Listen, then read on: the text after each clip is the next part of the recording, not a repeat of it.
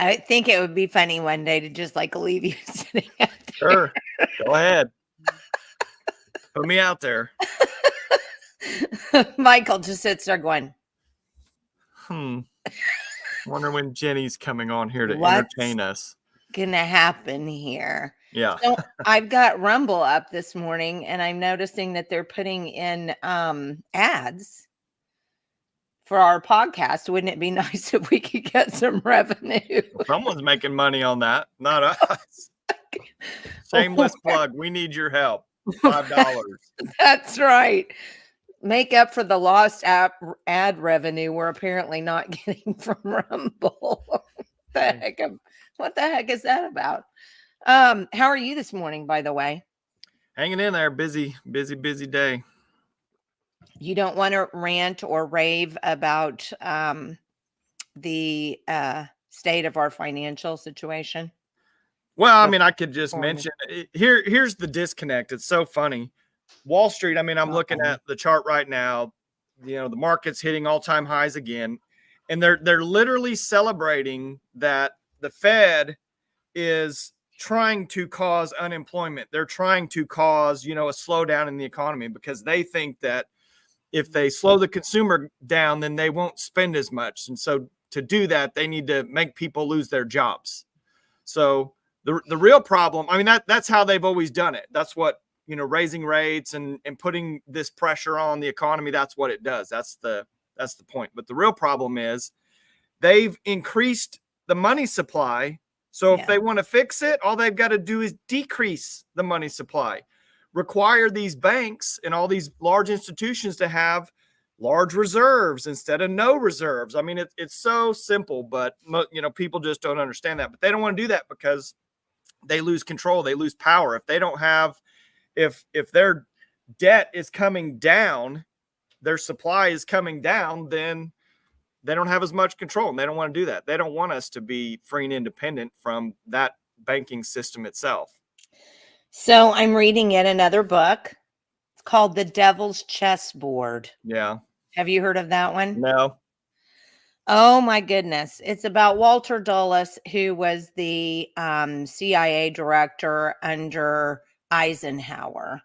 And it has kind of, and I'm only like into chapter 3. It's only really caused me to put together all of the books that you've told me to read, and that the other things that I've been reading. It is just so clear that there is a cabal of powerful, wealthy people who have been running this country for a very, very, very long time. And they've been they hold the levers of power because they hold pocketbooks, and because many of them just literally have no morals or ethics at all. I mean, they just don't have any. They were not born with them or whatever. Yeah. I mean, even Dulles's sister was like, he was completely devoid of morals. Now, is this Alan Dulles? Is this a relative, brother? Yes. No, something? Sorry. Was it Frank or Walter? I can't remember, but there were two Dulles brothers. And over World War II, these people were dealing with Nazis. All the moneyed people in America were dealing with Nazis, trying to help figure out how to. And so as I was reading this morning, I kept thinking, we have this rise in anti-Semitism in America today. This is not unprecedented. I mean, this was happening in the highest circles after World War II in America. Wake up, people. Wake up. All right. Well, I could filibuster.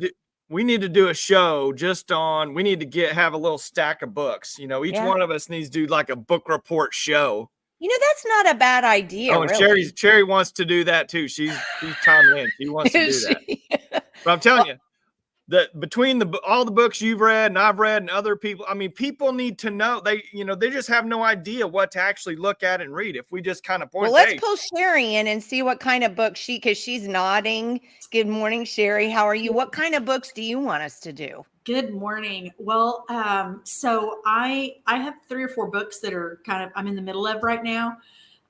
Wait, you can read more than one at a time? Yes. And the reason why, okay, my color is really bad here. Let me see if I can fix it. Oh, you are fine. Okay, is that better? I'm trying to keep the glare off of my glasses. Yeah. It makes me crazy. Okay. Doesn't happen. Anyway, so yes, I have a couple going because they are very heavy. And, I can only listen to a chapter or 2 at a time, and then I have to, go away from it and come back to it. And so, which ones are you listening to? So, I'm in the middle of Lost in Translation. Have you read that one yet? No, but that one, yeah. Yeah, it's heavy. It's very heavy. I'm in the middle of, is it called Anxious Generation? I think it's called Anxious Generation. I'll go get it here in just a second. And then I have not started the new one by Abigail Schreier, who wrote Irreversible Damage. Yeah. I haven't started that one because I've got these other 2 going that I'm having to just kind of whittle my way through them because it's just so heavy. And, of course, what I'm working on is very heavy. And so, but I feel like it's all interwoven, interconnected. And so I feel like I have to get through it. And, eventually I will. But I've got other books that I've read. I've got several that I want to get to. And so, maybe what you do is like a book club type thing and pick a book. And maybe we should do that over the summer because we're going down to one podcast in the week over the summer, just to kind of wind down a little bit. People don't realize how hard it is to produce this thing. Yeah, it's like I'd like to have 5 minutes. Yeah. So we could pick a book, read it, and come back and discuss it. I actually think that's a great idea because the ones that stupid Michael, who must have had to take a phone call and get off, the ones he got me stuck on, yours are heavy duty emotional stuff that just breaks your heart because you're like, leave kids alone or I'm going to kill you. It's horrible. Yeah. Horrible. Really. But this stuff is heavy stuff because you realize that the country has been screwed up since like the word go. Yeah. So tell me the name of the book that you're reading. It's called The Devil's Chessboard. Okay. And let me tell you who wrote it because I can't remember. And I will say one thing about it. I just finished reading A Brave New World and Michael York narrated that one. And it was phenomenal. I hate the book because it scares me. There are too many things in the book happening right now. But listening to him, he was the best narrator I have ever heard. He was phenomenal. This guy doesn't know where to pause. He doesn't know which words to give emphasis to, and you're like, this is hard. This is a hard listen, huh? Yeah. Well, I'm not so sure. When you're talking, it's written by David Talbot. It's The Devil's Chessboard, Alan Dulles, the CIA, and the Rise of America's Secret Government by David Talbot. With a T? Talbot, yes, T-A-L. Oh, he found it. Okay. Thank you, Michael. Very good. So hearing you talk about that, have you read any of Jordan Peterson's books? Okay. So, Jordan, do you know anything about him? Oh, yes. Yeah. Okay. So that he actually got into psychology because he started at a very, very young, ripe age of 13, digging into trying to understand why people do evil things. And so that is just so, it's just so incredible, because some people can do that. And of course, he was an atheist for a long time. Yes. And anyway, so he's got 2 books that he's done, 12 Rules for Life, and then Beyond Order. I think it's called Beyond Order, another 12 rules or something like that. And so he talks about those 2 things. And of course, a lot of his research was done over the Nazi Germany thing, and talking, and he says that, if you think that you would be any different than what those people in Germany would be, look at yourself and what you're doing right now to stand against the tyranny of this government, this administration. Yeah, 100%. Yes. And so, and that's what makes me stand, and do and say the things that I say. And of course, I haven't made a whole lot of best friends up at the legislature, because do you really need best friends like that? No, I love those people. I've spent 6 years of my life with them. And, that it is a very, very difficult walk. And people that go into that thinking that it's going to be easy, they are completely misguided. And if you are not spiritually, got your full armor on, man, you are so susceptible to falling.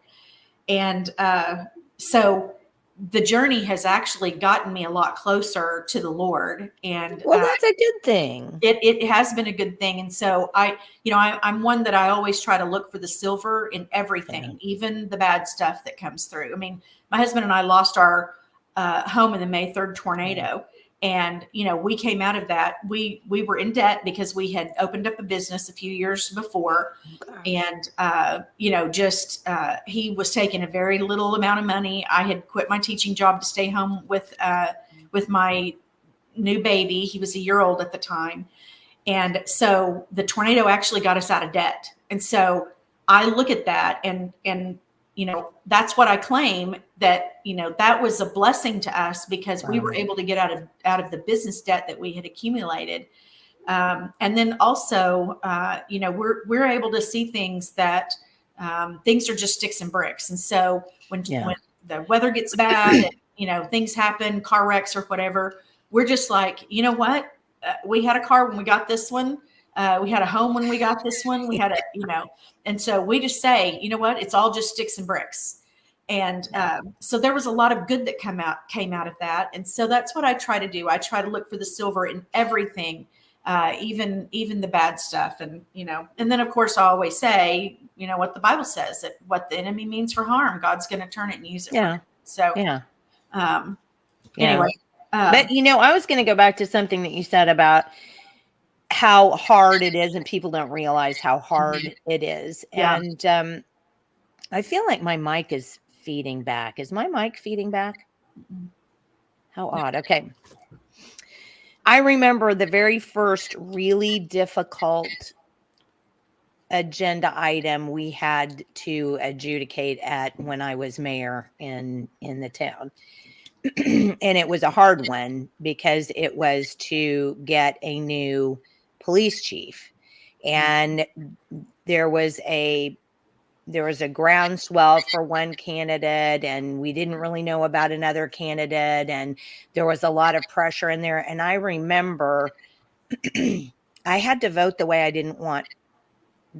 people didn't want me to vote, and the way my friends didn't want me to vote, and the way the person who wanted to be the chief wanted me to vote. And because it just did not feel right. And that, I remember thinking to myself, I mean, my heart was pounding and I was kind of sweating a little bit. And I was like, literally getting it out, going, oh God, I know I have to say this, and this is going to be bad. And, it ended up being bad. I mean, it made lots of people mad and turned some people against me. And this is a teeny tiny town, and that wasn't the most fun. Yep. But I do think that you're right. People don't understand. And I think that's why we have the problems that we're having in government now, people think, well, this isn't so hard. I can stand up there and do that. Sign me up for that. Mhm. But then when they're put in that position to have to vote for something or against something that their colleagues want, or that a lobbyist wants, or that so and so wants, and you have to vote against it, it's not a fun job anymore. Yeah. Well, and one of the things that we need is we need people who are brave. Yes. And unfortunately, I've heard it said that, well, if I vote that way, I'm going to lose my seat. Yeah. And that makes my heart sink, because when you're thinking about whether or not your vote gets you reelected or not, you're not truly representing the people. You're representing yourself at that point. And I don't think that they realize that. I honestly believe, because we've got good people up there, but I think that they're just naive in their thinking. Now, I'm not saying that all of them are naive. There are some of them that are power hungry and, playing king. And that also hurts my heart, because I truly believe that the majority of the people in the Capitol building, they go for the right reasons. And I think I've said it before on here, that they go for the right reasons and then they stay for the wrong ones. And I think that's well said. Yeah, it's very disheartening, because and I've stood up in caucus, and it's not a popular statement. I've said, well, I hear you talking about associations and agencies, but I don't hear you talking about the people that you represent. And if you're, you think I made enemies that day? Yeah. Well, I can assure you didn't make any friends. No, except the people that believe the way that I believe. Yeah. And there's just not a lot of people who are willing to stand up there and say that. Now, the difference is that I am on my way out. I don't have to rely on PAC money or, my friends in the legislature giving me money to fund my campaign. I don't have to worry about that. And so it does give me a little bit more of a backbone. Of course, I haven't hesitated to say a lot of the things that I wanted to say anyway. And that's the reason why, I have, my circle is very small up there, and that's fine with me, because I know that the minute I walk out of that building, that the majority of those people are going to forget my name. Yeah. And that's okay. I didn't go up there to make friends. I went up there to represent my constituency. And so, it makes it a little challenging at times, but I also know that I can wake up in the morning and I can look myself in the mirror, and I can look at my family and my friends and my constituents and know that I did what I believed was the very best for them and not for me. And so as long as I can live with myself, then, and my family can live with me, then I'm good. And as long as I know that I've glorified God. So, well, one thing that we were talking about, I think we were talking about it, Michael, you'll have to correct me. I'm not sure. I think we were talking about it on one of the last podcasts. It becomes like a bubble up there. Mm-hmm. And one of the reasons I don't even deal with the legislature anymore. I don't go, after 15 years, I don't go to the Capitol anymore. I'm not calling anybody on the phone. I just don't. I mean, it's become such a bubble that when I have spoken to legislators about something, they'll tell me this. Well, my colleagues say. Mm-hmm. Well, guess what? That's not an answer to my question or a consideration for what I'm saying. That simply doesn't make one whit of difference to me or your constituents, Mm-hmm. because you're employed by your constituents. Yep. Not by the people in this body. And yet I've seen it myself. I've heard it from lawmakers directly.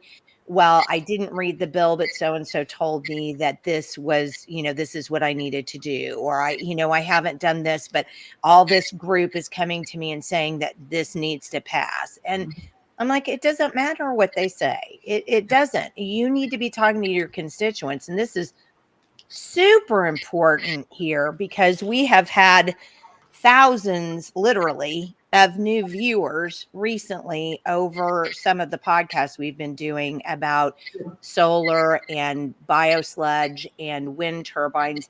People are understanding that this stuff is just horror show central, and yet we've got legislators up at the Capitol who are just like, zip, because they're getting money from the people who push this stuff. And so tells them to vote for so-and-so bill, and then they do. So I honestly think, or it's misrepresented. And I will say that. Yeah, I will agree with you there. Yep. But I do think, honestly, Sherrie, once you're out of there, you'll be able to, because you are a former legislator, you'll have an opportunity to have more ways to be involved than I think you even think. And I think you'll have more even influence outside than you have. At least that's what I'm praying for. So, hey, do you want to talk about your bill? Yeah, let's talk about it, because right. I am super excited about that. So it went over to the Senate and got a few little tweaks. Okay. Tell us what they are. Good. No, it's good. Okay, good. Okay. Yes, they're good changes. And, Senator Pugh is a very upstanding, you may not agree with him all the time, but he is a very honorable. I'll do this. Yeah. Okay.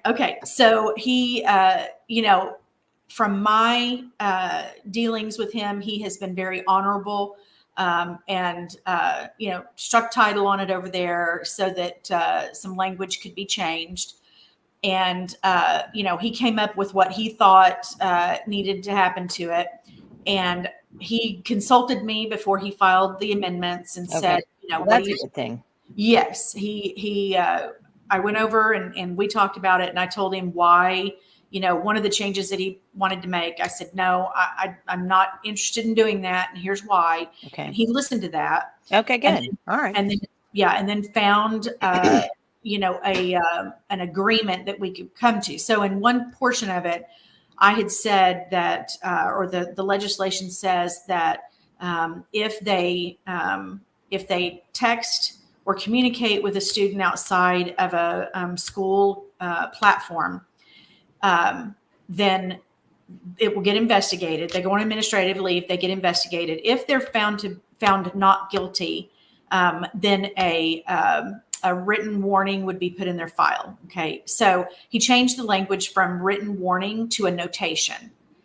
And so, why?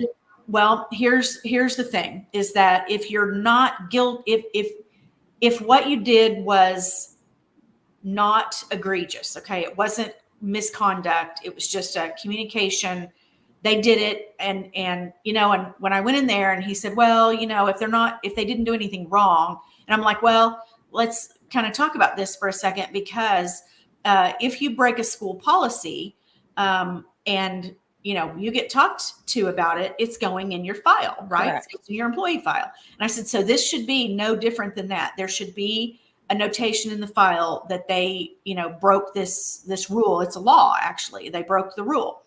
And so, I said, because there's two things. I said, number one, they shouldn't have done it in the first place. They know better, especially if they've been trained on it.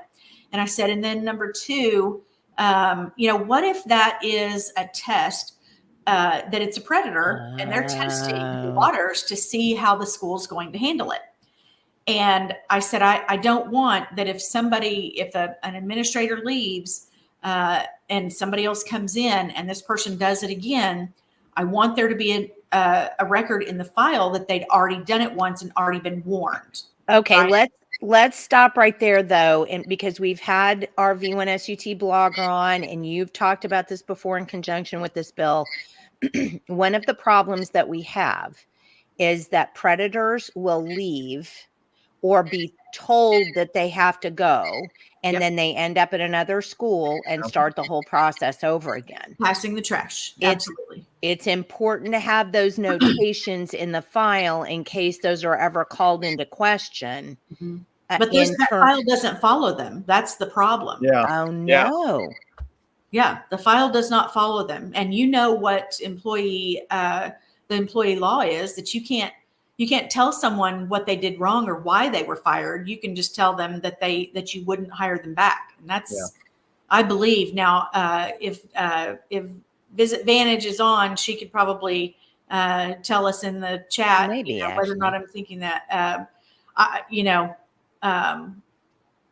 It doesn't follow them. So we definitely have a gap there. So that takes me to my next thing. Well, so we changed that language. I was okay with that as long as there was a notation in the file. Okay. The school can, then the other piece was it was a mandatory firing if misconduct, if they determine misconduct. Yes, and correct. What we did was we changed the language so that it is consistent with the other school due process laws. And I wasn't really excited about that, but I would rather have the piece where it says that the school that I don't remember even how it's worded, but it would be according to school policy, and that they would have determination that it could be up to termination, I think is the way it's worded. I don't remember. And so I'm not excited about that either, because I'm not either, but here's the deal, is that it has to be reported to law enforcement. That if it does. It has to be reported to law enforcement. And so that way that, just like this deal with what happened out in Shawnee, if they had been mandatory, reporters for law enforcement when he was first discovered with that. Well, I mean, they were mandatory reporters. They've broken all kinds of child protection laws over there. Yeah. And I think they're going to get the book thrown at them. Let's hope so. Yeah. Civilly anyway. So, anyway, it has to be reported to law enforcement. And so hopefully law enforcement will pick that up. And so this takes me to what happens after this gets signed by the governor. Okay. Right? So, this bill really, in my opinion, is just the beginning, because we need better practices in place. Our DAs and our sheriff's departments in these small towns, just like what you were saying, that you were, small town politics, and how how that is. And, they tend to protect their own. So therefore, things get swept under the rug, just like what happened out in Shawnee, what's happening in Wetumpka right now.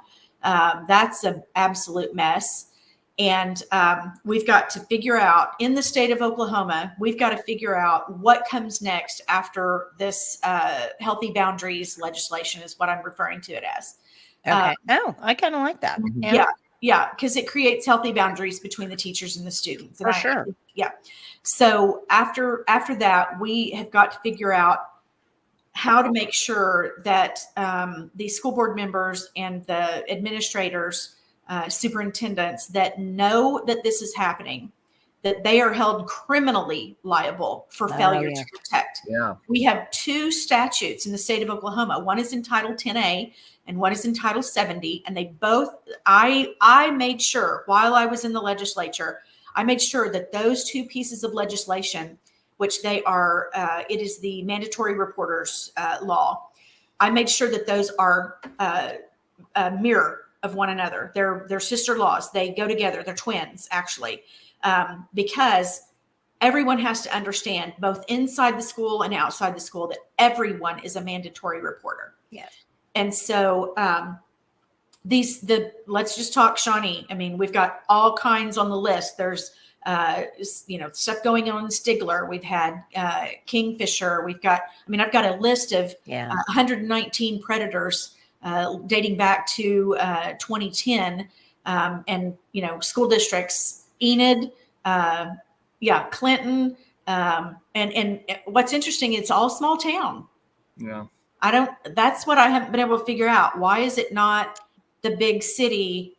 And it's the protection system. I mean, it really honestly is the protection system, because when you've listened to Visit Vantage on our program before, and you've heard her talk about the interviews that she's done Mhm. with these kids, if the kids come forward and accuse Coach Smith of doing something, the town gets in an uproar. How dare you go after Coach Smith? He's the winningest coach we've ever had, blah, Yes. blah, blah, blah, blah. Yep. And so it just ends up becoming more about sports and their school Mhm.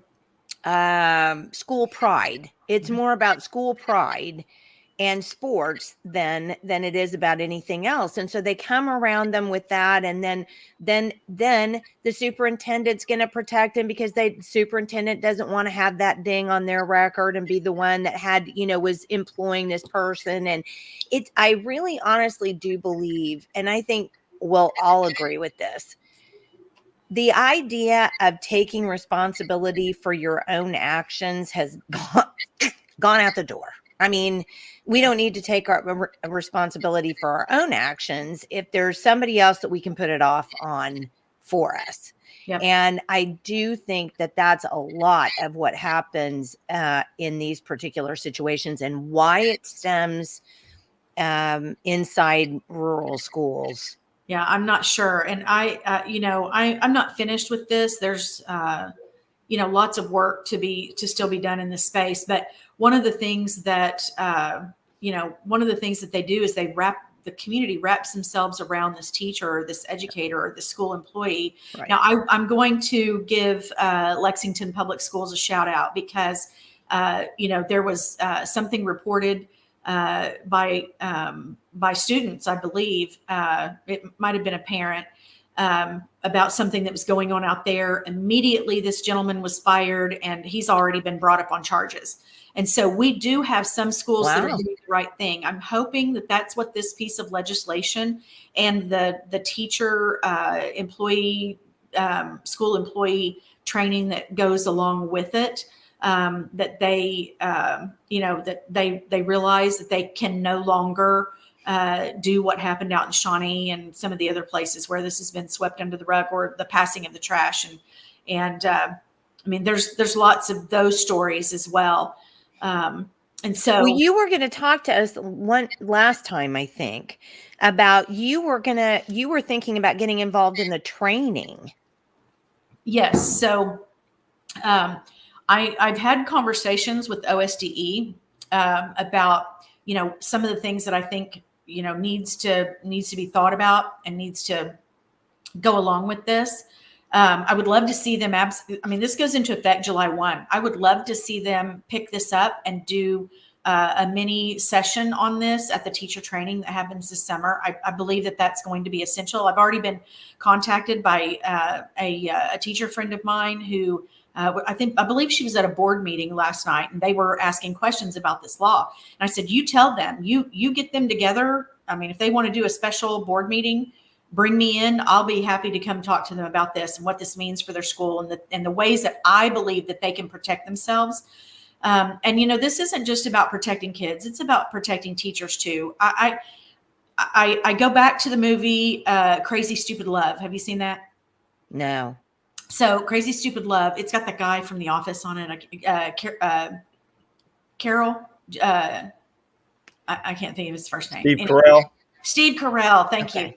you. Yes, that just made me look so dumb. Anyway, so Steve Carell is in it. And in one part of it, his kid's babysitter is in love with him. Okay. Yes. She's a high school student. And she goes With to Steve Carell.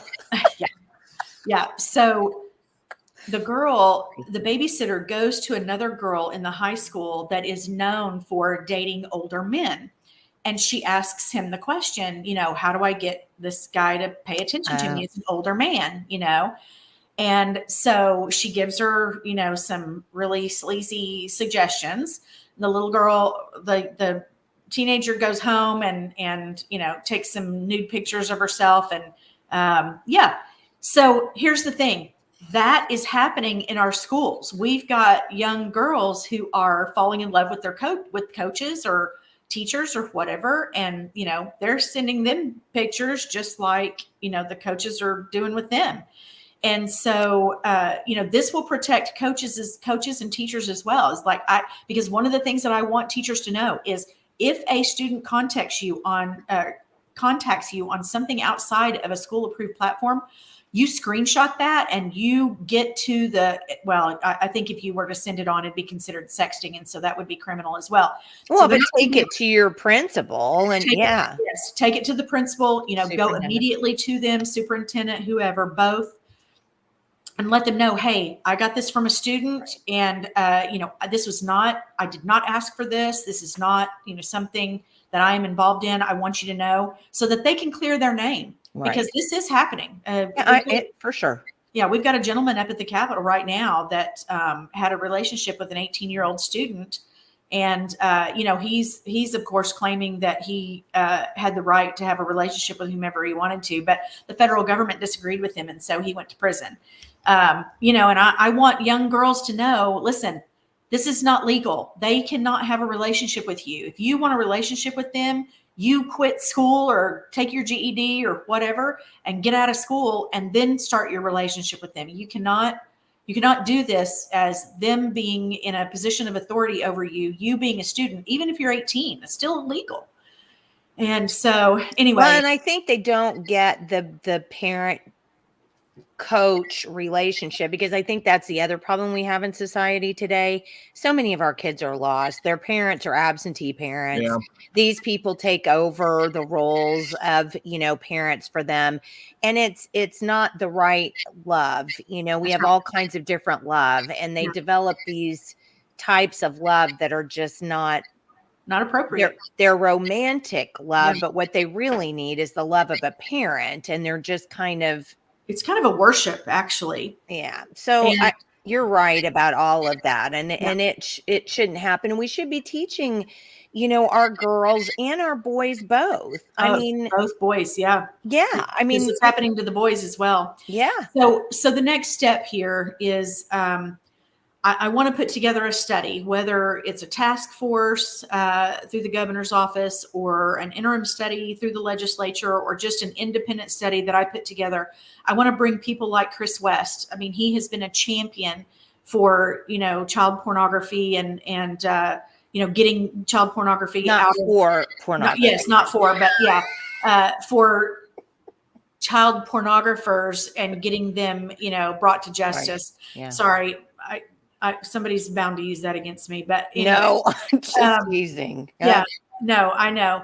But I would love to bring him to the table. I would love to bring, investigators who have been involved in this, who have an understanding of the motivations for them. And that's a good question. We can talk about that, Sherrie. Thank you for the question. Anyway, we need to study this and figure out what laws come next, where the accountability needs to take place within the sheriff's departments, the DA's offices, investigators within both of those agencies, the school districts, and how they need to respond and how they need to be handled. And because what's happening is we've got a champion attorney that is advocating for these young people who have been victims. And it's costing taxpayer dollars, which, the schools need to learn their lesson. But unfortunately, the taxpayers are the ones that are having to foot the bill. So there's been, I think it's approximately $14 million in settlements that have taken place within several different school districts. I think it's like 5 or 6, maybe 2.6 million here, 5 million here. Don't these settlements come out of sinking funds? Isn't that what somebody told us before? Yeah, I think we talked about it. And so what happens is the insurance policy pays first, then the sinking fund pays whatever they've got. And then if those two pots of money does not cover that settlement, then they have to go to the taxpayers and raise taxes in that school district in order to pay off that debt, because they usually only have about 3 years to pay that debt off to those victims. And so, taxpayers need to understand that the failure to protect that's taking place in some of these schools, it's costing them money. Yeah. And maybe what we ought to do is that money needs to come out of the superintendents and the principals' pockets instead of the taxpayers. Well, they need to be held criminally liable. We have mandatory reporting laws. And that's the reason why I work so hard to get those two to mirror each other. Because if you're outside the school, if you're a parent and you know it's happening, even if it's not happening to your own child, you're a mandatory reporter. Oh, good point, Sherrie. Yeah, good point. yeah. And the Title 70 is for anybody who's involved in the school. And so the school board members, the principals, the teachers that know about it, the superintendents, anybody inside that school that knows that that's happening, they're mandatory reporters. And if they can prove that they knew about it and they didn't do anything, just like what happened out in Shawnee. We've got two different superintendents out in Shawnee that are culpable. They knew about it and they refuse. I mean, if you look at the court documents, it says how many times this guy was warned and put on administrative leave for investigation, and they did nothing but sweep it under the rug and slap him on the hand. Well, all those people should be charged with failure to protect and neglect. Absolutely. And that's just not happening because Well, the low-hanging fruit is the civil. Now let me just add a caveat to that real quick before you move on, because the civil requirements are a lot easier to reach than what the criminal requirements are. And so that's the reason why the civil is such low-hanging fruit, because there's a legal term for it and it's escaping me right now, but and they're different. They're not, you can't use, like if you go after them civilly, what the evidence that you use civilly is not enough for the criminal case. There has to be more. It has to be deeper. It has to be, more substantial. So, but what I was going to ask you about was, though, if the mandatory reporting law is mandatory, it's legal, then how is it that they can't be held up on charges for that particular piece just alone? The proof, you have to be able to prove it, in the court. And like I said, I wish I could think of that term, darn it. But the requirements for the burden of proof for us. Burden of proof. Yes. Thank you. That's it. The burden of proof is a lot different in the criminal case than it is in the civil case. And so that's the reason why you're not seeing that happen. And the thing that just frustrates me is that these people that are perpetrating on our children, they're getting their criminal charges reduced, and they're only getting held liable on that low-hanging fruit, the digital piece. And so they're getting 5 years in prison and then, maybe serving 2. Now, we do have a law that I'm not sure where it's at. I haven't looked recently, but we had a law going through the legislature that if you have a case, and I don't know if it's specific to child abuse or if it's any charges against children, that you have to serve the full term. Now, I don't know if that's going to have consequences to where, because that burden of proof for child abuse and child, sexual assault and things like that, because that burden of proof is so heavy, those cases may end up not getting tried or not actually getting, held criminally liable. Or what could happen, the potential that I see for this is that they could reduce the term down to its minimum. And then that way, okay, so let's talk about the digital piece. The digital, what we're seeing is that those that are charged for those digital crimes, they're getting 5 years, but getting out in 2. So I don't know if 5 years is like the minimum that they can charge them with. And I don't know if this law would apply to these digital cases because it's not a child abuse charge, right? So anyway, we've got to figure out how to hold the criminals more accountable than just 2 years. That's a slap on the wrist. Their victims have to live with that and deal with the memory of that for the rest of their lives. And for somebody who perpetrates on children to be able to get out of prison in 2 years, and of course they have to, register as a sex offender. but and so they have a little bit of a, accountability there, but they're not getting charged with the actual sex crimes. And so well, I was going to mention something. One of the things that we talked about, and we have talked about with Visit Vantage and you, is the fact that, and I know that when I was mayor, if we wanted to hire somebody, you go to the FBI basically, and the FBI does a background check for you.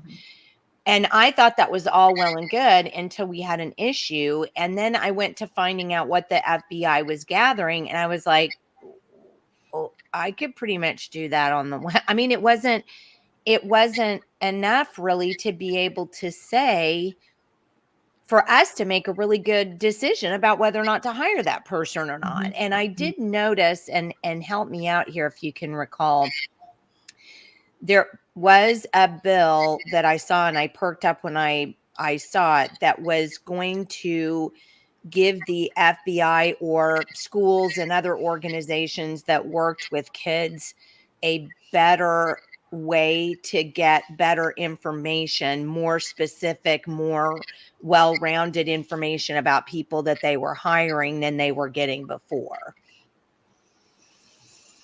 Did I miss something? Or no, I'm trying to remember. Was that one that I filed and didn't get heard? oh no, Or was that somebody else? I honestly can't remember. I just remember seeing it because I remember, because of the fact that I was honed in on that fact, on that particular thing, I remember seeing it. But yeah, we need to go back and see, because I thought that's what we need, is we've got to give the FBI the ability to give out more inclusive, better information, because these employment laws are crap. Yeah. They're just crap. Yeah. Because you can hire somebody, but then find out that they're a predator, but then the next person calls and wants to hire them, and you're like, well, we wouldn't hire them back. Yeah. And that's What all, does that say? that's all they can say. Yeah. So one of the things that it protects the predator. These laws protect the predator. Absolutely, it does. And so I talked about, trying to figure out what kind of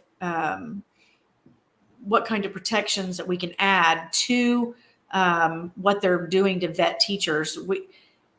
If they lose their certification, and they go to another state and try to get certified in another state, well, if they leave that off of there, there's no, unless they check the sexual predator website, they may not know about that. And so there needs to be some way to be able to bring the information together to say, this person is, certified or was certified in the state of Oklahoma. It doesn't stop them from being able to go to another state and get certified if they're able to hide the fact that they lost their certification in another state.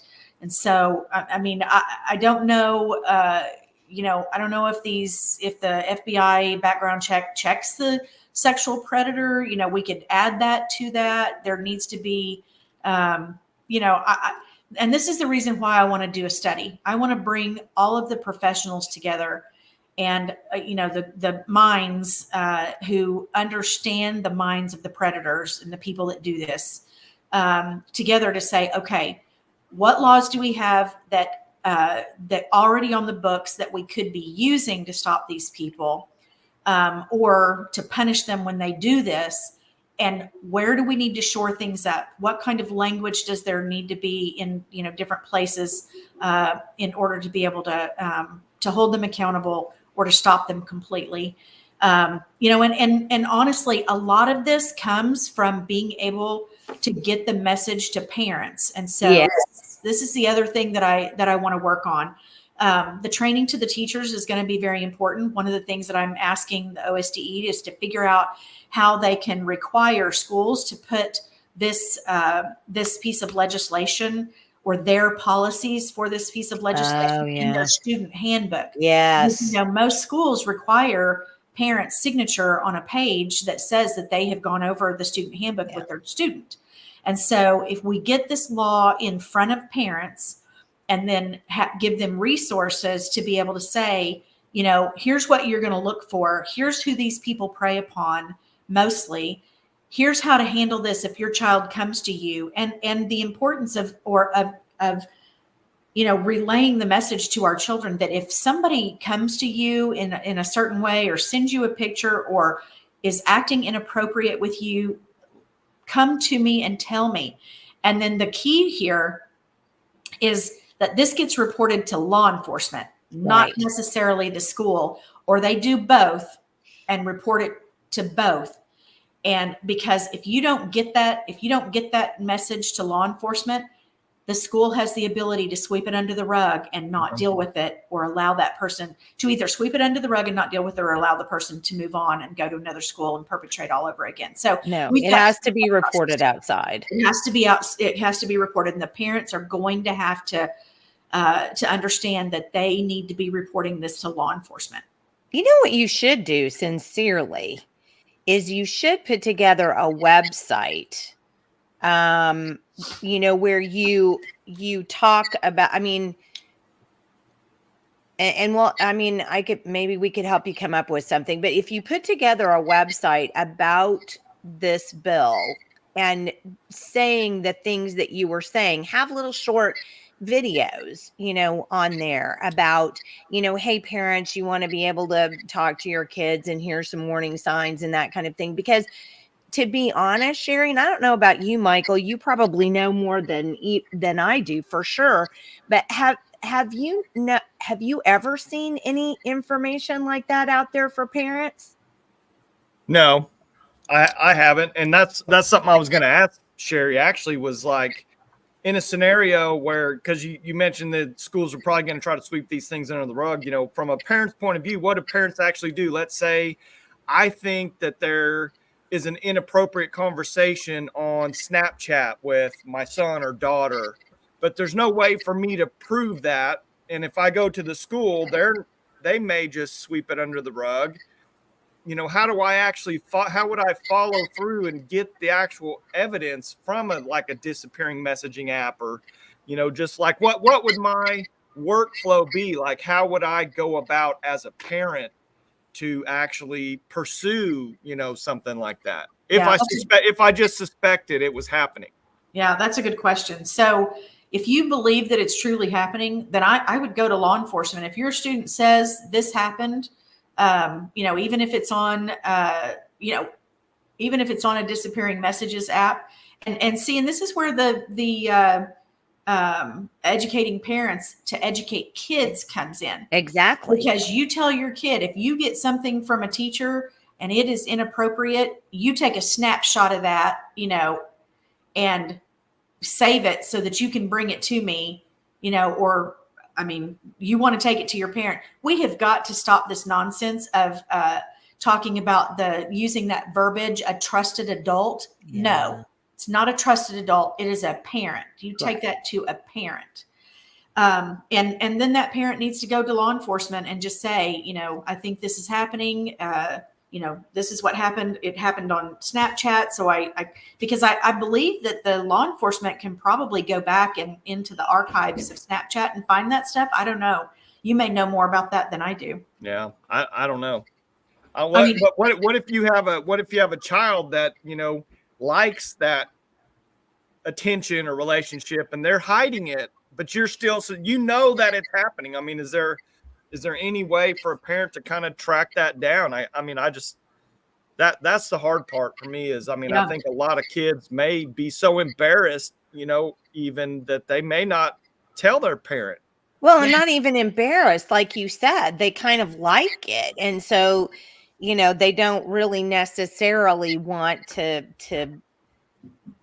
because it starts out, it's humiliating. I wouldn't say benign necessarily, but it does start out as kind of not what it ends up to be. And I think a lot of kids get into it and think, oh my gosh, he's so cute. Isn't that great? That blah, blah. And then they find out, that they're expected to have more out of that relationship. And then they're kind of stuck because they haven't told anybody. Yeah. Well, the grooming process starts way before the sexting and inappropriate, messages and things like that happen.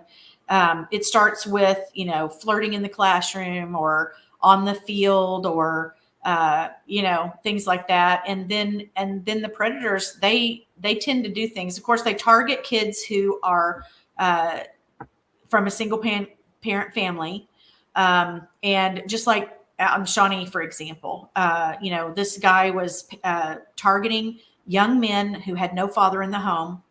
And, those young moms, or even the older moms, they don't realize the danger that they're putting their children in by allowing a coach to pay for a cell phone, take their student to the track meet, or, bring them home from the track meet, or, buy them their equipment, pay for their private coaching lessons, or, whatever this person is doing to win the trust of that child. They do those things long before they cross that other boundary. And so to answer your question about the website, so we've already got one started. It's called Broken Trust. Oh, that's right. I forgot about that. I'm so glad that you said that. Give me the www.brokentrust.website. Yeah. .website. Yeah, I had to use that because the .org or other ones were taken, and so really, yeah. So that was what I chose when I set that up, and so it doesn't really have anything on there quite yet because we kind of started it right as session was beginning. When all of the talk about the legislation and everything was going on, and so we got that all set up. And now that session is over, all of this other information is going to be added there. I'm gonna actually put links to the cases for the other schools because I want people to be able to see, here's where this is all happening. Here's who these people are. Not that we necessarily need to know their names, but we just need to know the circumstances. And because some of the news reports actually do a pretty good job of telling, how it started and where the employee crossed the line. And so parents need to understand that, and then they need to be able to relay that information onto their children. And so this takes me to the next thing that I'm working on, which is a documentary. So I was watching, did you guys watch The War on Children by Robbie and Landon Starbuck? No. Okay. I'm going to look that one up. The War on Children? The War on Children. It started on X. Elon Musk, actually posted it to X, and it kind of went viral from there. Wow. And so Robbie Starbuck was a producer out in Hollywood. He is married to a young lady named Landon, beautiful woman. She is, I believe she's a singer by trade. Well, they left Hollywood, moved to Nashville, took their family out there. They homeschool. Godly, family, just really, really good people. And so they produced this video called The War on Children. It's about the transgender battle. And, I was laying there watching that and I thought, you know what, I need to do a documentary on this healthy boundaries legislation and the things that I've, started coming across in my research. And so I started, just kind of thinking what kind of strategy do I need? What, where do I go from here? And so I just kind of did an outline of what would this look like if I were putting together a documentary. Of course, a lot of prayer went into it. And so I started interviewing. I thought, the first thing I've got to have is a videographer, right?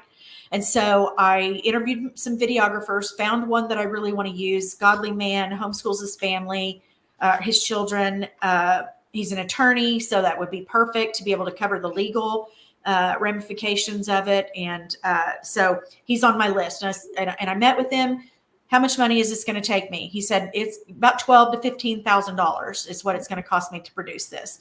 And so I thought, okay, how would I start? How would I gather that money? How would I, how would I start taking donations or whatever to get that? Because if I were independently wealthy, I'd just pay for it myself. But if we were all. And so I started thinking about crowdsourcing. Well, about 3 weeks ago, on a Tuesday, I was leaving. It was during deadline week. I was leaving the legislature, and there was a lobbyist that was standing outside in the rotunda. And I stopped to have a chat with him, and he asked me, well, we hate to see you go, but what are you going to do, when you leave here? And I said, as a matter of fact, I am working on trying to put together a documentary. And he was like, oh, really? What over? And I just started talking about my bill, using that as a starting point. And just so that we can let everybody know, 119 predators, and those are only the ones that have been reported. And that's just since 2010. So how many victims are there out there? If 6% of the victims are the ones that actually report, there are hundreds of victims. Yeah. Then the other statistics is that 1 in 10 kids will be sexually harassed, abused, or assaulted by a school member, a school employee. That's terrible. 1 in 10. That's what they're guessing. And that's horrible. That they will be sexually harassed, assaulted, or abused by the time they graduate high school. Okay, so we have hundreds of victims just in the state of Oklahoma, potentially hundreds of victims. And so, so I'm standing there, I'm telling, this lobbyist this, and he said, you know what, maybe you want to go talk to this guy over here. And I was like, oh, really? Why do I need to go talk to him? And he said, well, he helped with the crowdsourcing for The Chosen. Oh, wow. For The Sound of Freedom. And, he is very involved in all of that. And I was like, yeah, I think I will go talk to him. So I went over, struck up a conversation with him, and he talked to me a little bit about what he's working on.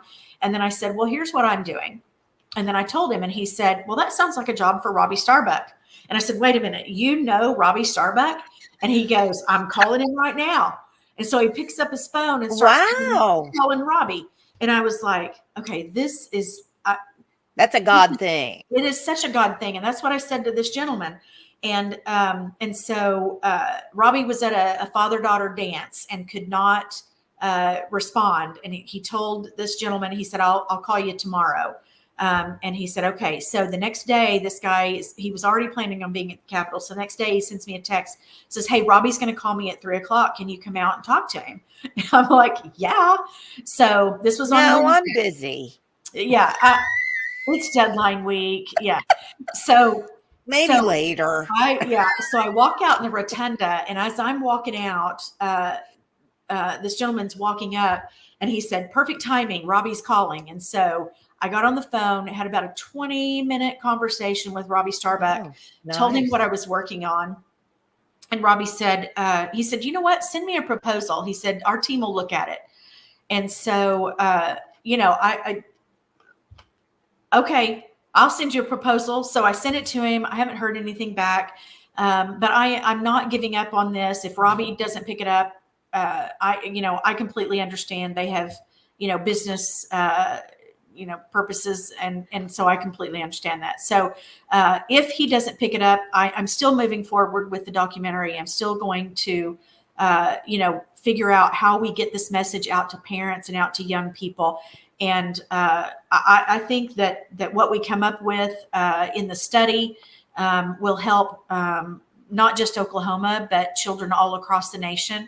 And I believe that we can come up with an outline of what we do here in the state of Oklahoma past House Bill 3958, and how we, message parents, message young people, and just so that the general public understands what's happening. Because, if you see a report, 1 week, and then the next week you see one, if you're not putting all of it together, you have no idea what's happening. And really, since the beginning of 2024, there has been at least one a month, if not more. And I think since the beginning of May, I think there's been 3 or 4 that have come out. And so, and we're only halfway through the month, not even halfway. You can't mention the one about Wetumpka. That one's not out Yeah. yet. We can talk about that. Yeah. Okay. So what's going on out at Wetumpka is that, so let me kind of go back to the beginning. Do we have time? Yeah, well, we'll make time. Go ahead. So I had a constituent reach out to me, and she said, I'm going to send you this video. I want you to watch this and see, tell me what you think, and can you help this guy? And so I start watching the video that she sends me, and it is a man that she served in the military with. And he starts telling the story about how he was sexually abused. I think maybe Visit Vantage has talked about this. Yes. How he was sexually abused in high school when he was a soccer player. And from a single parent family, he was targeted, groomed by his soccer coach. And so then, he was sexually abused. And I think it probably happened several times. Then the coach and his wife left the school that they were at. And this is public knowledge, so I'm just going to say it. It was out in Noble. The coach and his wife left Noble.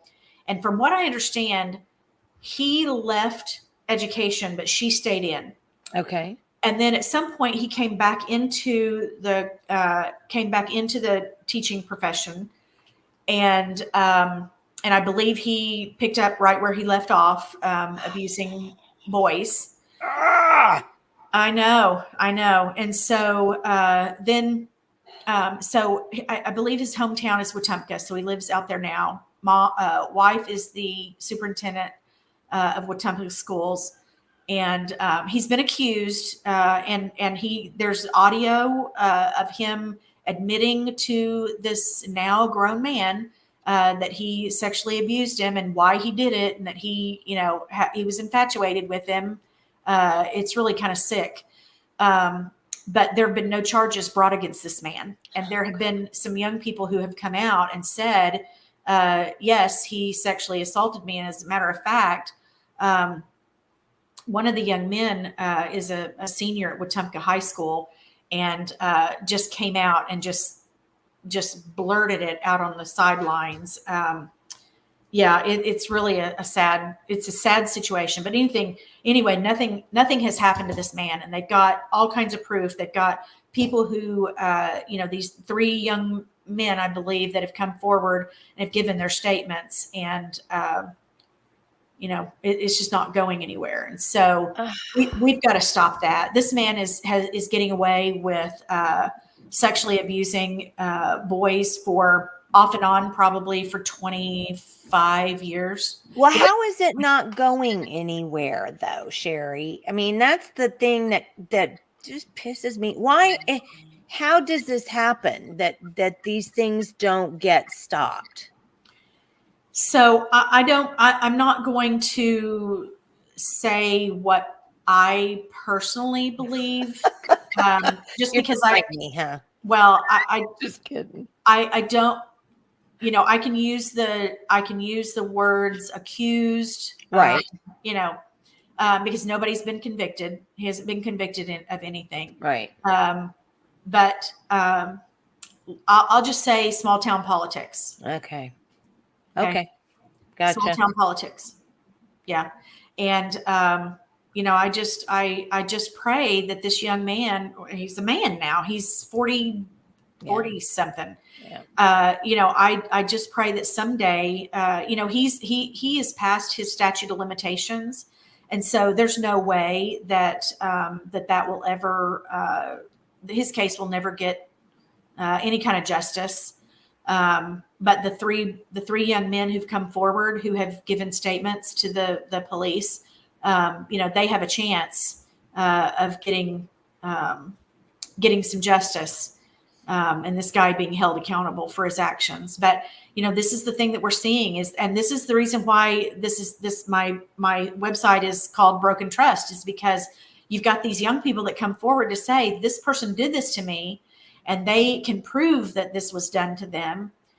But the adults in the room are not protecting those children. That is breaking the trust. And I'm just going to go a little bit further with this and say that these kinds of things are what is breaking the trust of the public, and why you see so many people leaving the public school system. That if they would just do the right thing, there would be no need for private education. There'd be no need for school choice if these people would just do the right thing by the students, that they are there to protect them.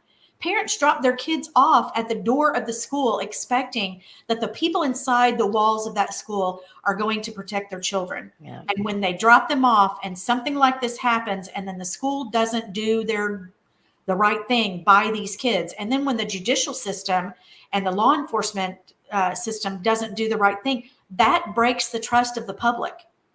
And so anyway, there's my soapbox. Sherrie, was that enough information? If you're still on there, yeah, you can go. There's probably some articles out there on Visit Vantage that visit. Yeah, go to V1 SUT Substack. Yeah, go to Substack and find V1 SUT Vantage, and there's all kinds of information there on on what's been happening and some of the stories that have come out. I believe this story. This young man's story is on there. And then there's a young woman's story, Ashley Rowland, who was sexually assaulted by a coach while she was in Padre Island on our senior trip. And so, just all sorts of stories that are not being told. And I through this documentary, I want to tell those students stories, these victim stories, so that I actually want to try to help them to not see themselves as victims anymore. I want them to see themselves as victors in this and use what's happened to them to try to stop it, just try to stop it from happening to other kids. Well, I've been kind of a little bit irritated myself. I'm not on Twitter very often, but every once in a while I get on Twitter. And I have been absolutely mortified. I'm just going to share the screen with you just quickly so that you can see what I'm talking about. But this particular conversation was Janice Danforth made a post. And for those of you who don't know Janice, she's one of those evil moms for liberty. And she's in Tulsa. And I'm telling you, the Twitter, the disgusting Twitter stuff that comes on her, it's just vile. And the whole way that society has changed anymore is you can hide behind a keyboard and you can say whatever you want. Mm-hmm. And I got just super PO'd because this person replied to something Janice said, and she said, because she was talking about F-bomb. I can barely read that, but yeah, it looks like they dropped the F-bomb. I wish I could make it bigger, but I don't. And she's this person, Million Bros. So again, this is a person who's hiding behind a title. There's not a name involved. Replying to Janice Danforth, why don't you attend COSA in June? See what it's all about. I'll be there and would love to chat. I'll buy us drinks while we talk. I'm sure many of the school admin wouldn't mind seeing you too. And so I said, gosh, do you educate students with that mouth? I certainly do hope you don't wonder at why many of us consider the education establishment an enemy to not only education itself, but a civil society. And then it was shocking to me that I actually had blowback from that one, basically. And the person came back and said, the free speech crowd, I don't know if you can see that one. Yes, the free speech crowd sure has thoughts about a grown adult using the word and then writes it out on their social media. These are people that think you should act and behave in one certain way at all times. Their way, by the way. So I responded to that and said, yeah, no. Even 20 years ago, people cared about what they said and did in public. So at least it appeared they had class. They might not, but it at least appeared that way. It's kind of gross that people who work with kids today could care less about any of that. So again, nah. They're not concerned about their image when they do things like that. And all that does is serves to deteriorate the trust in educators. And this hurts the good educators that all three of us know and love that are in our schools. It does nothing but hurt the good people in our schools that are just there because they love kids and they want to educate them. But And here's so, the problem, though, Sherrie. So many of these. Oh, there's the Wetumpka one. Thank you, Michael. There's one, and then here is the other one. Okay. thank There you go, Sherrie. Okay. Yeah. Sherrie says Senator Hamilton's age of consent bill would make this prosecutable offenses. And maybe Yes. that was the bill I was thinking about before, Maybe. or one of the bills that I was thinking about before may have been. Hey, because that got I saw that hijacked. one. That bill was hijacked. Was it? Yes. Yeah. It was awful what happened in the House on that. What happened? So there was an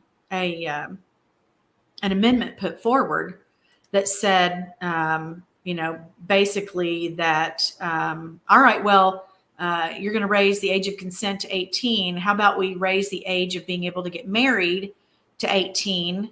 And that, if you marry somebody under the age of 18, then you're going to be considered a pedophile. Okay. And so I could not vote for that.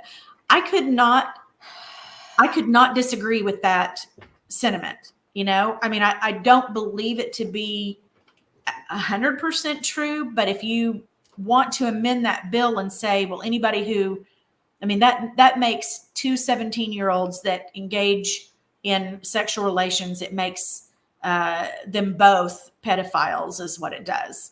That's ridiculous. And it's tyrannical.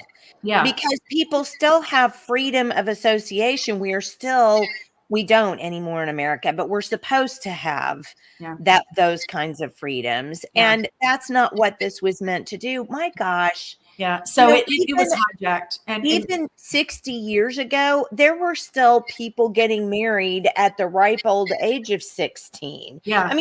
Some of us know people in our age group, who got married when they were 16. I know 2 people who got married when they were 16. Yeah. I got married when I was 18. So it's not like I was that far behind. So, that just frustrates me so badly. We were all very frustrated by that too. And I was like, okay, do I vote yes on those amendments? Do I vote no on those amendments? It's going to, here I am trying to fight pedophilia and giving, the teacher the right to have sexual relations with an 18-year-old student. And, then they throw that out there and it was a mess. It really was a mess. Who was the person who added the amendment? It was a Dem. Yeah. Oh, for Pete's sake. So, and I will say, some of the Republicans have been doing as obnoxious things as Democrats do. So I hate to say, oh, well, that's the party of, whatever. But that's ridiculous. I'm so sorry to hear that. It was a bad vote. And, a lot of us are saying, those of us that wanted Senator Hamilton's bill, and the House author was Jim Olson, those of us that wanted that bill to pass, we were all like, that should have never gone to the floor. It should have been worked out ahead of time. We should have been given a heads up, So did you think the bill? Well, he didn't lay it over. And so it didn't give us an opportunity to go into caucus and have a conversation about what happened on the floor so that we could go back and re-vote on it, which is what really should have happened. Yeah. And then, and he didn't ask for it to go to conference. Let me think how that would have happened, how that would have worked. If he'd laid it over so that we could have talked about it and fixed it. I don't know. I think there's remedy there somewhere, but I don't know if we're out of time now.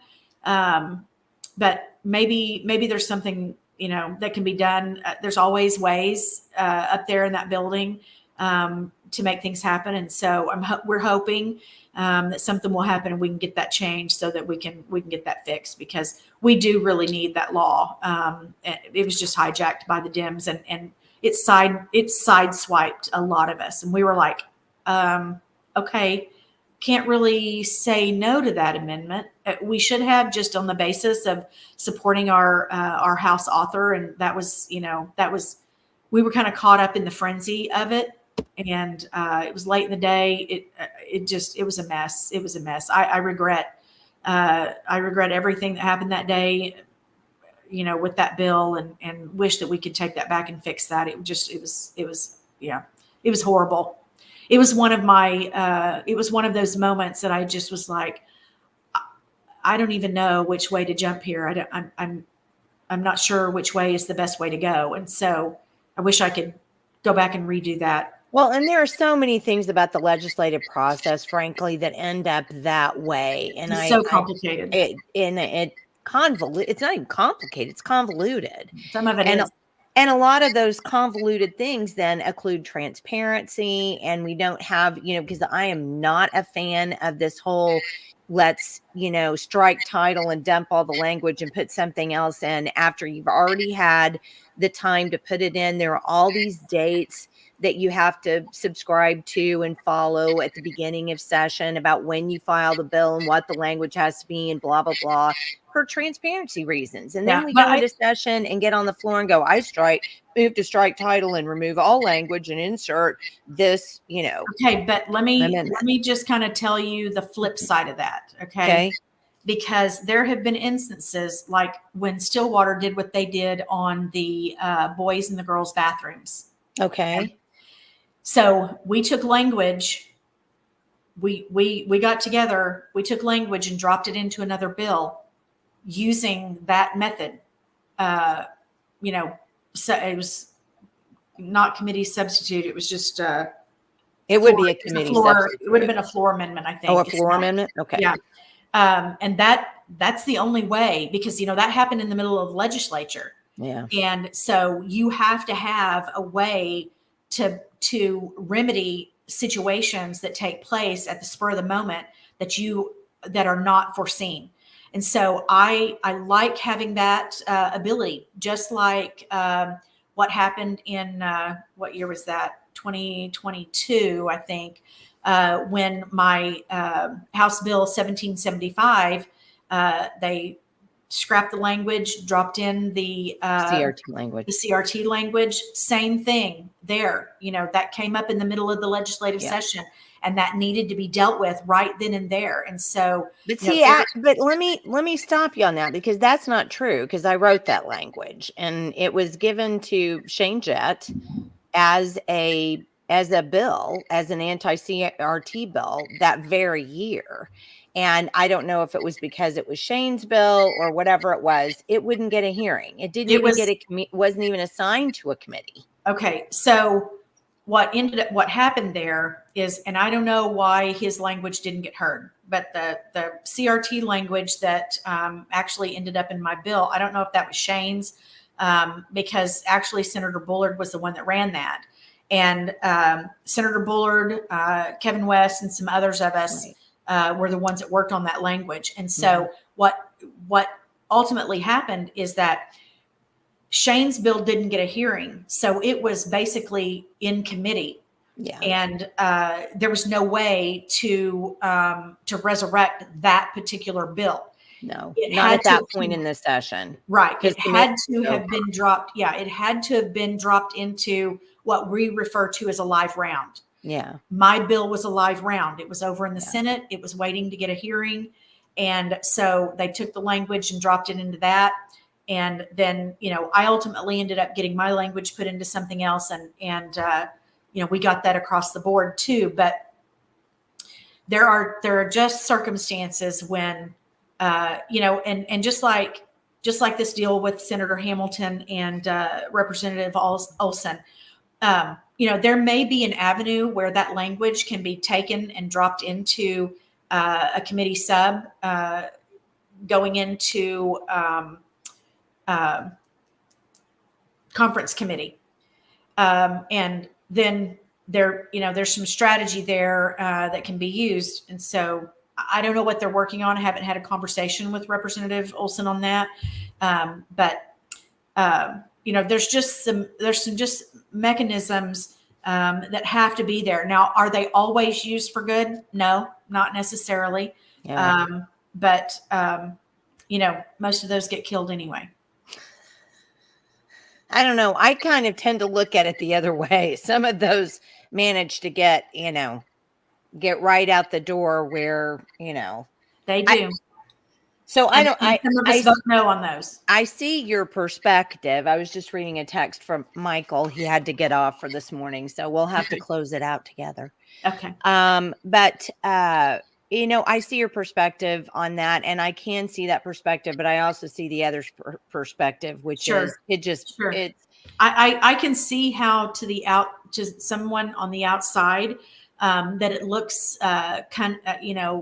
conniving and not transparent. I can see that. I definitely. Well, and sometimes it frankly is. I mean, sometimes it is. I'm not gonna sugarcoat that. Not at all. And so that's where you get in the weeds when something that's meant to be used for what you're talking about, ends up getting hijacked, and like you use the word hijacked.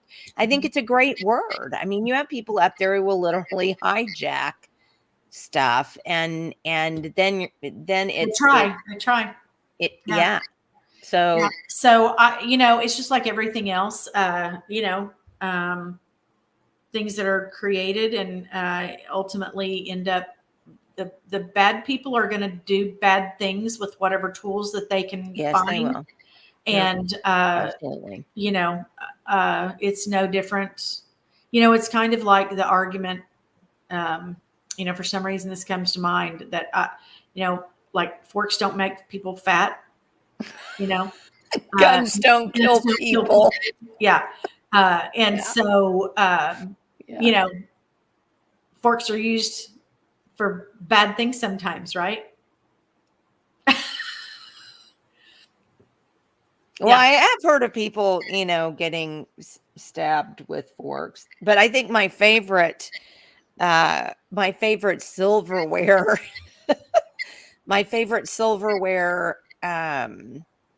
what do I want to say?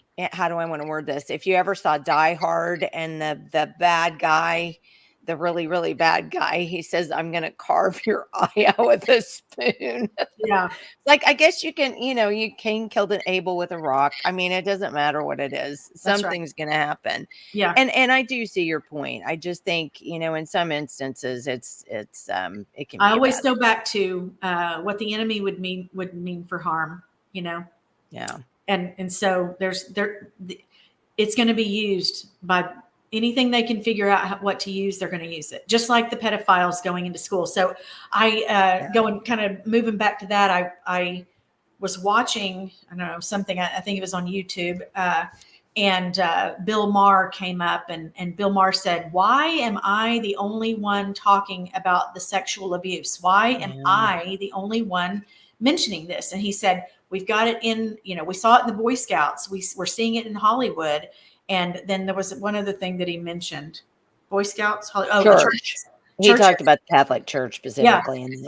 Yeah. And then, as I'm watching this, I'm going, you're not even mentioning the schools. And that right there is the proof that people just don't realize that now the pedophiles, they're going to go where kids are. Yeah. And where are kids? Kids are in young acting. They're in like specifically Nickelodeon. If you haven't watched that Backstage Nickelodeon. I watched, and that was such an interesting documentary because the beginning of that, well, it's just horrible. I mean, what happened to that kid with Drake was just and that nobody, because there's money involved, and we don't want to get involved when there's money involved. It's all about the dollars.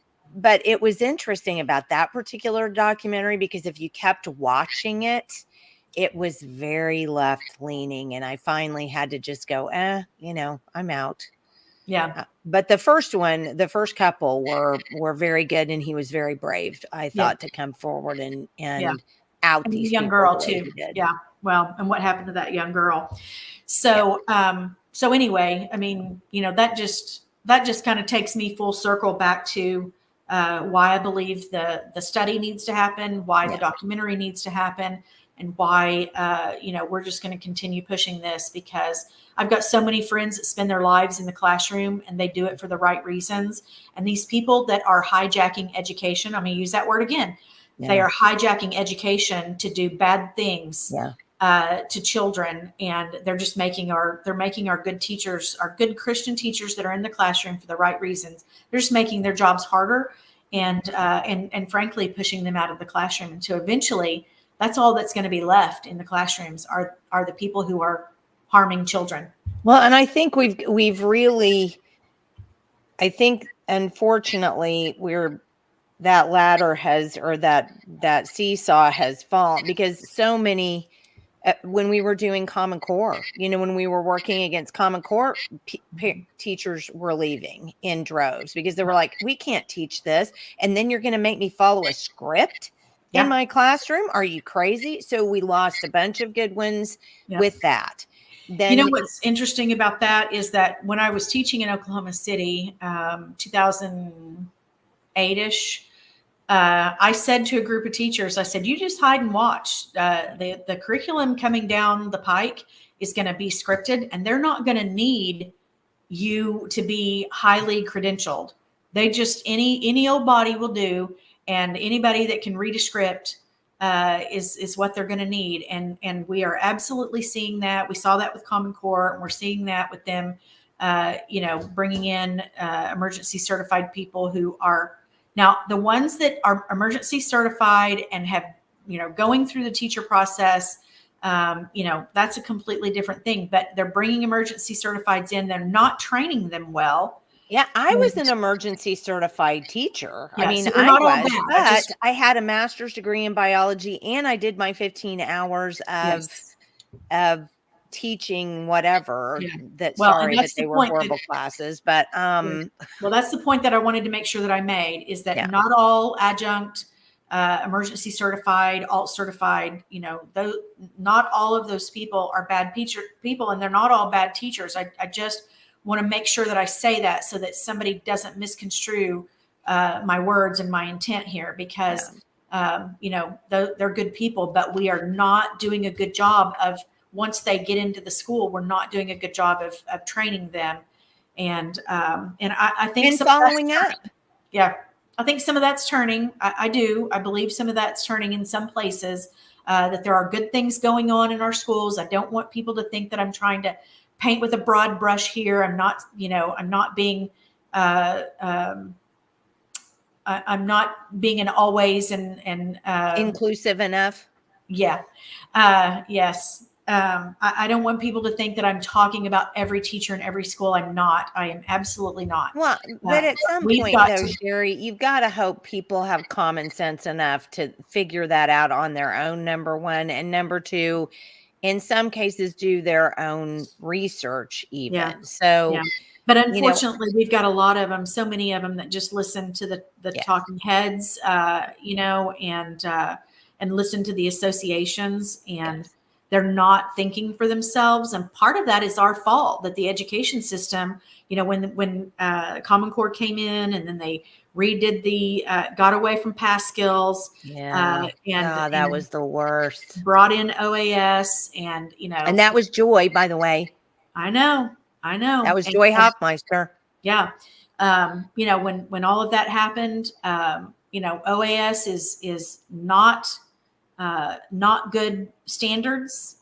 Maybe some of them are, but for the majority, it is, for the most part, it is Common Core. And when we stop teaching children logic, why is it college kids that are the only ones that get logic and reasoning, and that is not a mandatory class? Why is that? I think why do high school kids not get that? Why are we not teaching logic and reasoning to our high school kids? Well, homeschoolers, particularly those who follow, a classical format, they absolutely do it. But I honestly do believe, because I've said this before, and nobody has to vote for me, so I don't care what I say. Mhm. I really honestly do believe, I mean, we started out with a Marxist model for public education, and we've just doubled down on it. And the whole idea behind public education in the first place was to make an indoctrinatable population of students, because that's what the whole purpose was in the beginning. So we just keep doing that and then going, why is this happening? Why is this happening? And don't go, well, because it was set up like that. It's actually working the way it's supposed to. So Yeah. sorry. Yeah. Well, and I mean, when you have somebody that goes to the school, the people who are running the school, and you tell them, I need hands, train them so that I can put them in my factories. And, uh, Henry Ford said, I don't need your heart and I don't need your head. I just need your hands. The Industrial Revolution actually was one of the worst things to happen to public education. I'm going to stop you there. It was the Okay. industrialists themselves. Right. Not Right. even, Thank it was you those, for correcting. it was Thank the you. industrialists themselves, because Thank you. we got a lot of great things out of the Industrial Revolution, but it's those Thank you. rich industrialists like Rockefeller and Ford and all of those guys who have just absolutely ruined our country. They ruined education, and we have not. And they moved keep away doing from it that. every day through their grants and their nonprofits. Every day makes it worse. And we haven't moved away from that. And that's the reason why we need to go back to a classical education model. And, if, I mean, I keep saying we need to restore education back to what what the intent was. Our founding fathers were all educated in a classical model, and we need to go back to that. We need to put logic and reasoning back into our standards, and it needs to be a standalone class. And I believe that debate needs to be a standalone class in the high schools as well. And our children need to be able to think. They need to be able to reason, and they need to be able to defend their positions. And we're not teaching them how to do that by eliminating logic, reasoning, and debate in the high schools. Well, and honestly, if you look back, I mean, it was actually happening before Common Core, because it's easy to historically track it down. But if you look at Common Core was the first time that you really legitimately saw all of that go out the window. Yeah. And them replacing the, good classic literature with the, crappy, awful literature. And then you saw them dumbing down the math, and then they've just doubled down on all of this stuff since then. So it's not a shock why we have problems with public education. I do believe, and I've said it, I'll say it again, I do believe it's following the model it was meant to follow. I mean, it's doing a great job. Yeah, we need to go back to phonics, phonics and the structured literacy back into our kindergarten classes and our even pre-K. Both of my boys learned the sounds of the alphabet, not just the alphabet, but the sounds of the alphabet in pre-K. And so we've got to get back to that for the literacy piece. And, one of the things that I've discovered in all of this, over the last 6 years, is that when we stopped, I think this came about whenever I started thinking about the classical education model, because I didn't really know a whole lot about it until I kind of did a little bit of digging into it. And when we stopped using the classics, and you think about, the fables, they all end with, the moral to the story is. And when we stopped asking kids, what's the moral to the story? We stopped talking about our values and our moral system. And, you don't have to preach Christianity in order to live by a Judeo-Christian value. There's a difference between living by a value. People who are not Christians live by Judeo-Christian values. And so when we stop talking about our values and the morals and what is the moral to the story, and started asking the question, what's the main idea? Yes. Think about the difference in what those two things mean. You are 100% right. Say that again. Yeah, there's a huge difference between what is the moral to the story and what's the main idea. completely different, completely different ideas there. And so why do we think that SEL, that they think that they have to use SEL now? It's like when you remove the talk of morals and values and just being a good human, when you remove that out of the literature that they're reading, then you got to put it in someplace, right? Yeah. And so they believe that SEL is that model to bring those morals back into the school system. And so you're taking up valuable teaching time to talk about feelings when you could be doing it inside the literature that you're teaching and that you're using to teach kids. I don't know if you remember this, but we talked about it one time, I think. Julia posted, it's the funniest thing ever. Julia came upon a post about Little Red Hen on Facebook, on the internet someplace. And it was just a cute little post about, had a picture of the old golden book, Little Red Hen. And then it talked about what the values were that Little Red Hen was talking about, work ethic and, all of this kind of stuff. That one post on, this was before, Facebook wiped me off the face of Facebook planet, but, and so ruined all of our stuff. But that one post got over 100,000 views. And you're like, the Little Red Hen. All of us were absolutely shocked. We were like, how does the Little Red Hen get over 100,000 views? And the funniest thing about it was it got something like tens of thousands of comments on the one thing. It was just ridiculous. Wow. And it was all, oh, I remember that book. It was so great. It taught, I read them to my kids. And then people would come in, we don't need that stuff because that, and argue a work ethic. And you're like, how do you argue a work ethic? Yeah. Well, okay. So I want you to think about this too. So in kindergarten, kids learn about the ABCs, and in prior times they learned about the ABCs, but what did they use to teach the ABCs? The Bible. Well, no, not even that. I mean, maybe before, but they used nurses, doctors, police. Oh, that's true. They did. Yes. N is for nurse. P is for police. A is for ambulance. Yeah. And so you think about, I was going back to like the 40s. Yes. So you think about, they talked about careers. Mm-hmm. They talked about working when they taught the ABCs. Yeah. Is that happening anymore? No. Are they talking about our heroes, our heroes in our community anymore through the ABCs? Because that's what they were getting before. Yeah. Nobody thinks about that. And, again, through this study of the classical education and thinking about, what our literature and what our curriculum used to do, that it's no longer doing. I mean, those are the things that I came up with. And so, it's important. We've got a lot of work to do, but we've got a lot of people that we've got to convince that, hey, we've moved away from something. We need to restore that. And it sounds old fashioned, to think about some of those things, but, when something is working, you don't fix it, right? If it's not broken, don't fix it. So, well, it's funny because in 2008, when we started, we were Restore Oklahoma Public Education. That was what ROPE stood for.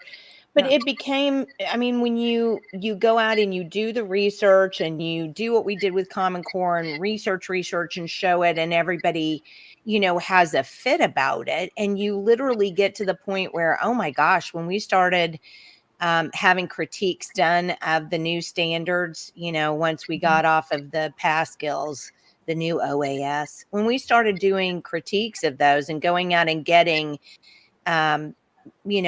prominent English professors and math professors to talk about them, we were absolutely inundated with the most vile commentary from the public education crowd. Yeah. And it just got to the point where we thought, what are we even doing? Because all we're doing is fighting a bunch of people who love the model the way it was created and want to continue to foist off Marxist education. So we'll just turn it around and make it about the parent. Let's see if we can empower the parent to understand what's going on. But now we're finding that we've got so many parents that are so disengaged with anything that goes on in their kids' education that it's like, now who are you going, who do you empower now? Yeah. Yeah. People who are trying to tell the truth, trying to speak the truth. So I was just on Jake Merrick's podcast. Oh, okay. Talking about what's happening with the reading wars that are still going on. Oh, yeah. There's so much resistance to going to the science of reading, and it's really interesting to me to go back and look at when our competency level started going down. They changed from structured literacy and went to the 3 Qing and the then turned guided reading model, and our literacy started going down, and then they changed and went to Common Core. So it's kind of like an evolution where you just kind of see it, doing this, because spiraling downward, that they took away the very process of teaching children to read. And I don't know if, have you listened to Sold a Story? No. What is it? Sell the story? Sold a Story. Sold a Story. Okay. Yeah. So it's a podcast. It's now it's a 10-piece podcast. You can get it on Apple Podcast. You can get it on Audible. You can get it on there. And then you can get it on something called APM, all public media, something. Oh. So you can get the transcripts. But they talk about what happened when, the 3 Qing process was created back in like the 1960s. Didn't get popular until around the 80s. And, and then President Bush came in and said, we're going to get rid of the 3 Qing. We're going to go back. No child left behind. Yeah, well, that's an issue, but he came up with the literacy first, I think is what it was called, and tried to push phonics. Well, he had all these people. He created grants, a grant program that people who were going to put phonics back in their schools, that they could apply for these grants. Well, they had all of these people on the other side that were the 3 Qing people who wanted that grant money, and so they were not allowed to apply for it because they were not phonics based. And so rather than changing their curriculum and their standards within that program, they just changed the name to make it sound like it was phonics by, saying, well, if you're teaching them shocked. Yeah, if you're teaching them using the 3 Qing method and that's not working, then go over here and take the student and do a little bit of phonics work with them, and you should be able to get them there. So they were kind of pretending to add phonics to their curriculum, and so it made them eligible for the grants. And then not too long after that, the Reading First program was just kind of dropped because it ended up not doing what he had really good intentions, but it ended up not doing what it needed to do. So now we are still seeing, even after 11 states have outlawed using 3 Qing in their schools, we still see schools in Oklahoma using it. Now, there are some schools that have moved back to using phonics, and I'm happy to see that. Senator Pugh tried to get some legislation through that would put phonics instruction back in. We have legislation already. Because I will never forget this. She was head of the House Education Committee for years and years, and I don't know why I can't think of her name. Is it Lee Denny? No, before that. Okay, I don't know. Oh gosh. Anyway, she actually wrote. She was a Common Core lover, and we were constantly butting heads. But she did write a law that was in effect, and I want to say this was 2011 or 12, that said that all schools had to follow phonics. And so I'm like, that's another one of these reasons where I'm like, okay, so we can follow all of these laws, or we can create these laws, but if we're not going to follow them, then why do we have them? Yeah, I'll go do some digging on that. Yes, and maybe we can talk about that next time. Yeah, and I can't think. Make a note. Make a note. We're going to talk about. Yeah. About phonics next time. Yeah, but we also, I love the idea of doing a book thing. So if you do a book club, I'll do that too. I do think we should do a book club thing. Yeah. I love the idea. Yeah, because I do think that, most of these books that I've been reading, like Devil's Chessboard and the Killing of Uncle Sam, those, they're not out there where people can see them. And that's the problem. We really need to promote them, because once you know where the U.S. went wrong, you can kind of go back and try to get it back on track. But if people don't, if people don't even know what's going on, then we're out of luck. Okay. Well, it's 1:50. We've been on for 1 hour and 50 minutes. And we still have a really great audience. So love you guys. Thank you for hanging in there with us. Thank you for hanging with us. It's a beautiful day, and now I've got to go get in my garden before the weeds take over the whole thing. So Sherrie, it's been a pleasure to have you on again, as usual. And we will get together for your next date, because as I said, we're going to try to take a break over the summer. And then we'll come back again in the fall, in August. So we'll get together on when we're going to get you back on next time. Sounds good. But thank you, everybody, for tuning in. We really do appreciate you. If you're not on our email, please go to rope2.org. You can see it right there under my name.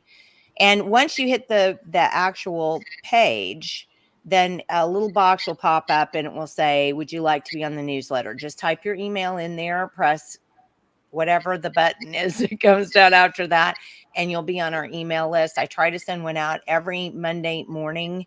Try to do my best. So in the email that you'll get, it will be clips from the podcast that we've had and the people that will be coming up on the podcast for the next week. So please stay in touch with us and in tune. And we hope to see you again next Wednesday. So thanks again for being with us, and we'll see you next